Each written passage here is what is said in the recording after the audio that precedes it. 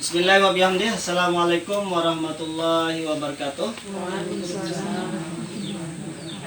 Alhamdulillahirabbil alamin wassalatu wassalamu ala asyrofil anbiya'i wal mursalin sayyidina Muhammadin wa ala alihi washabihi ajmain. Gimana kabarnya Ibu-ibu? Alhamdulillah ya, sehat ya. Masih semangat Bu? Masih. Ingat tepuk semangat? Masih ya, ingat ya. Masih ingat ya? Kita coba dulu ya. Tepuk semangat. Semangat. Semangat. Ya, coba ya. Kita ulang lagi sekali ya. Tepuk semangat. Semangat. Semangat. Ya, baiklah ibu-ibu, ya kita untuk pagi hari ini kita akan melanjutkan materi yang sudah disampaikan oleh teman kami, yaitu tentang anak istimewa. Kira-kira menurut ibu-ibu bagaimana cara mengatasi anak yang istimewa? Coba angkat tangan. Oh ya Ibu, silakan.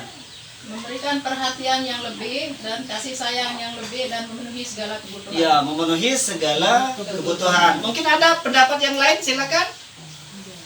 Oh iya, betul sekali ibu-ibu ya, apa yang sudah disampaikan oleh ibu tadi, bahwa ya harus kita memenuhi apa yang mereka dibutuhkan, kemudian kita memberikan kasih sayang yang lebih khusus ya, istimewa ya, kita berikan lebih khusus daripada anak-anak yang normal lainnya ya. Ya, baiklah ibu-ibu, saya permisi untuk menjelaskan ini. Ini tentang pencegahan kekerasan pada anak istimewa. Yang pertama apa?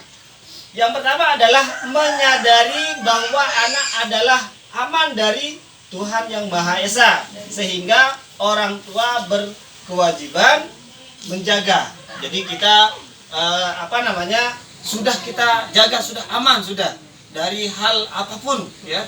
Kita sudah amankan di rumah misalnya, kita sudah sebelum kita tinggalkan sudah kita siapkan apa yang mereka butuhkan. Kemudian tidak merasa malu memiliki anak istimewa. Jadi kita itu tidak perlu malu karena itu adalah pemberian dari Allah Subhanahu wa taala. Jadi tidak perlu kita risau, tidak perlu malu karena anak kita seperti itu ya. Kemudian mau memperkenalkan anak istimewa kepada lingkungan. Jadi tidak perlu malu ya. Harus kita kasih tahu tetangga kita bahwa anak kita tidak bisa melihat, sehingga kita jelaskan kepada masyarakat, sehingga nanti atau teman-teman sebayanya, sehingga nanti tidak terjadi kekerasan karena sudah ditahu oleh teman-temannya atau tetangga ibu-ibu. Okay? Kemudian percaya bahwa anak dapat mandiri. Kita percaya bahwa mereka suatu saat dia akan mandiri, ya, mandiri pasti dia akan bisa selama kita mau mengajar mereka. Okay? Kemudian memberikan kasih sayang secara wajar. Jadi terlalu berlebihan juga tidak boleh, ya. Jadi sewajarnya, setengah-tengah, semai-mai, okay?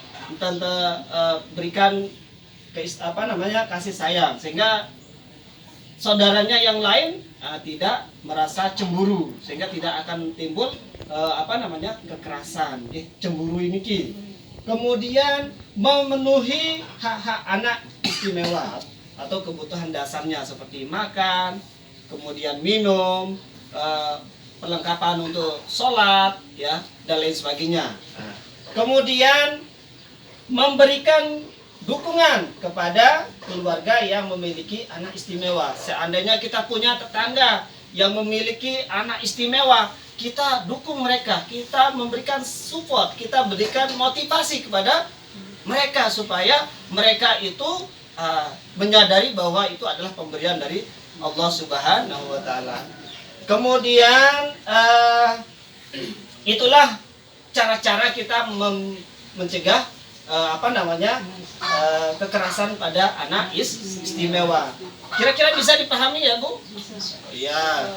Kemudian kita lanjut ke Selanjutnya yaitu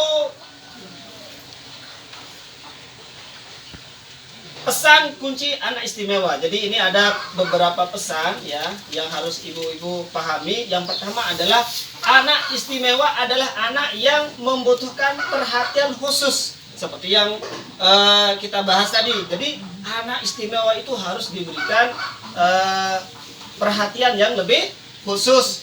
Kemudian yang kedua apa? Mereka memiliki potensi yang dapat dikembangkan. Jadi pasti ada potensi-potensi. Jadi kita lihat di beberapa media bahwa anak istimewa itu kadang-kadang IQ-nya lebih tinggi sehingga dia bisa menghafal Al-Quran. Jadi itu pasti ada kelebihan-kelebihan yang dia miliki. Perlu kita sebagai orang tua itu mengkaji mereka. Kemudian yang ketiga, pengembangan potensi yang ada pada anak istimewa membutuhkan motivasi, dukungan, kasih sayang, dan perhatian. Jadi anak-anak itu, anak yang istimewa itu membutuhkan motivasi. Terus kita dorong supaya mereka itu bisa mandiri. Kemudian yang keempat adalah anak istimewa rentan atau mudah mendapatkan kekerasan, sehingga perlu dicegah dari sekarang. Jadi anak istimewa itu kadang-kadang sering mudah untuk mendapatkan kekerasan, ya. Namanya juga mereka kan harus ada bantuan dari orang lain. Tanpa ada bantuan orang lain, mereka tidak siap untuk melakukan kegiatan. Seperti contohnya ini, orang yang lumpuh, ya. Jadi orang lumpuh tidak mungkin kita suruh dia ambil sendiri makanan dan lain sebagainya, ya. Jadi harus kita deteksi dari awal supaya pencegahan dini tentang anak istimewa itu harus kita siapkan, ya. Kita harus tahu ya tentang anak istimewa, kebutuhan anak istimewa. Selanjutnya, lembaga yang memberikan layanan untuk penanganan kekerasan anak. Jadi ketika di tetangga kita atau keluarga kita ada yang melakukan kekerasan, bisa kita hubungi lembaga-lembaga tertentu. Seperti yang pertama adalah dinas sosial setempat. Kemudian pusat layanan terpadu perlindungan perempuan dan anak. Kemudian perlindungan perempuan dan anak, rumah perlindungan dan trauma center. Kemudian tim reaksi cepat dan lain sebagainya, gitu. Jadi inilah lembaga-lembaga yang saya sebutkan tadi, tempat kita untuk melaporkan ketika ada tetangga kita atau di dalam rumah tangga kita, ya kita bisa melapor ya ke lembaga-lembaga tadi. Kira-kira bisa dipahami Bu Ibu? Ya, bisa ya? Ya, kalau tidak ada yang ditanyakan, ada yang ditanyakan dulu? Tidak ada ya? Sudah pas ya?